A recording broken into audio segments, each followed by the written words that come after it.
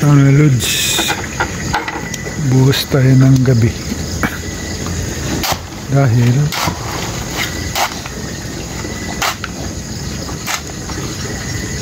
magpas na yung bagyo.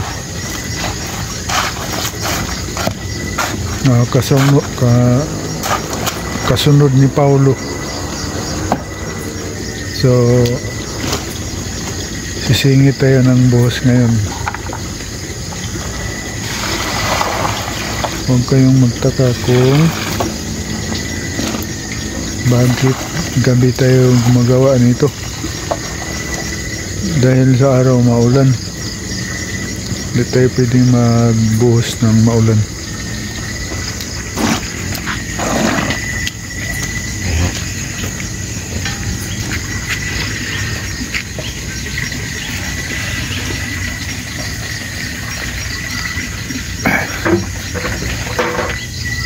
Ang buhos na ito mga idol, titignan natin kung ilang poste ang lulusot sa 2 sakong simento. Ang ratio ng mixing natin 1:3:6. Isang simento, 3 buhangin, at 6 na gravel. So dito tayo sa ating forma.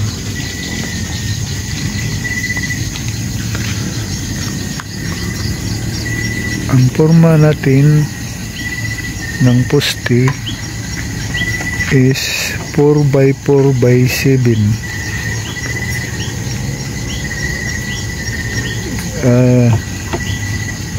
7 feet itong ginagawa natin kasi ibaon natin ito ng malalim, kasi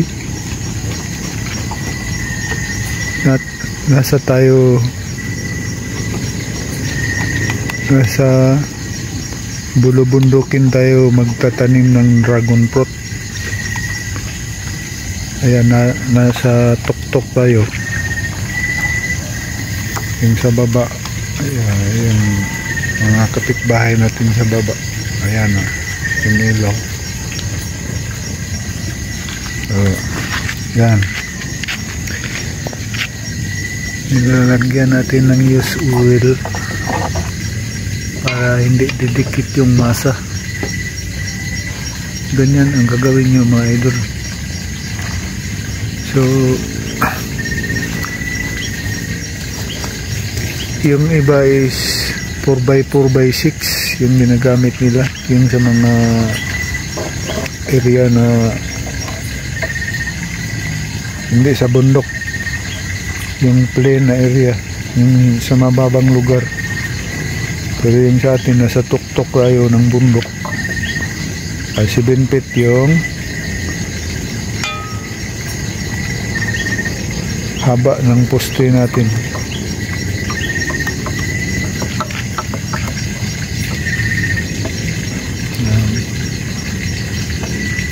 Naglalagay pa tayo ng used oil.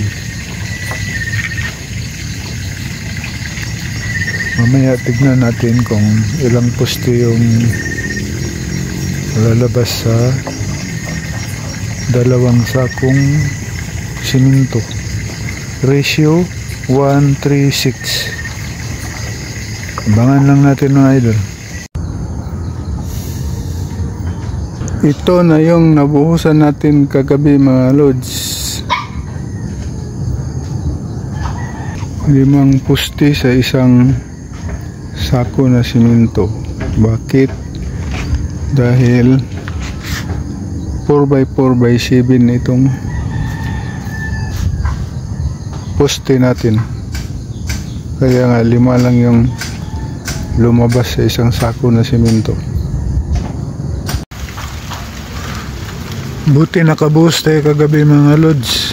Ayan, umuulan na naman. Ayan o, yung kalangitan natin. ito na yung mga initial finish natin mga idol.